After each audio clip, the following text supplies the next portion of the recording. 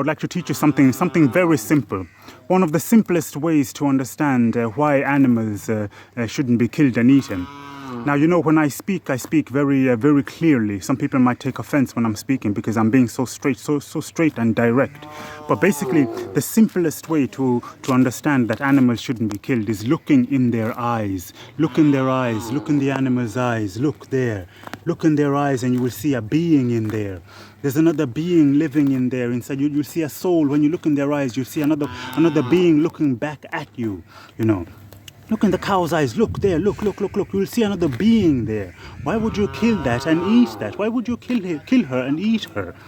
There's a life in there, And as you can see there now, Horus has been born. The same way Horus was born is the same way you are born into this life. You came to this life through a mother, Horus has her own mother. Horus has his own mother here. Just like Horus, you have your own mother.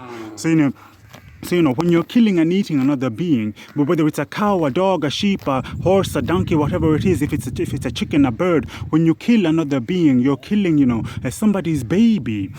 If you eat Horus, then you've killed somebody's baby, So it's the same thing with you. You have your own mother. Horus has his own mother. Every being on the planet that was born, has their own mother, has their own father, just like you. So when you're eating a cow, you're eating somebody's mother or somebody's baby. You're eating somebody's family member. This is just what it is. If you're ever having a hard time to understand this, then just look. Horus was born from his mother. You were born from your mother. So if somebody eats you, they're eating somebody's baby. So when you're eating Horus, when you kill and eat an animal, you're eating somebody's baby. Horus is what's it called? Bastet's baby. And what they do in the veal industry, they kill the calves when they are young, when they are baby, just to be able to eat veal, just to be able to eat calves. They do this with pigs, with sheep. When you eat lamb, you're eating a baby. When you eat bacon, you're eating a baby pig. When you eat veal, you're eating a baby cow. So it's insane that people are eating other beings' babies. So the simplest way to understand this is to look in their eyes. Look in their eyes. And I don't want to scare her, so I don't want to go too close. But look in their eyes, and you will see a being in there. There's another being looking straight back at you.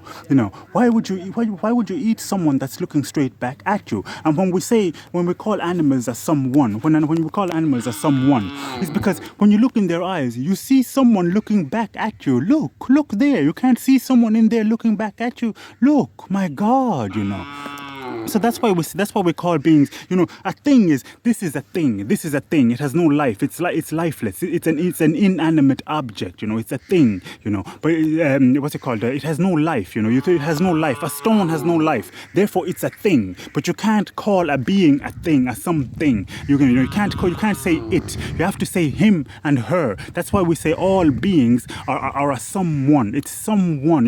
When you look inside the cow's eyes, you see someone looking back at you. It's not an inanimate object. So that's why we don't call animals a thing or an it. We call them a someone, because when you look inside their eyes, you see someone looking back at you.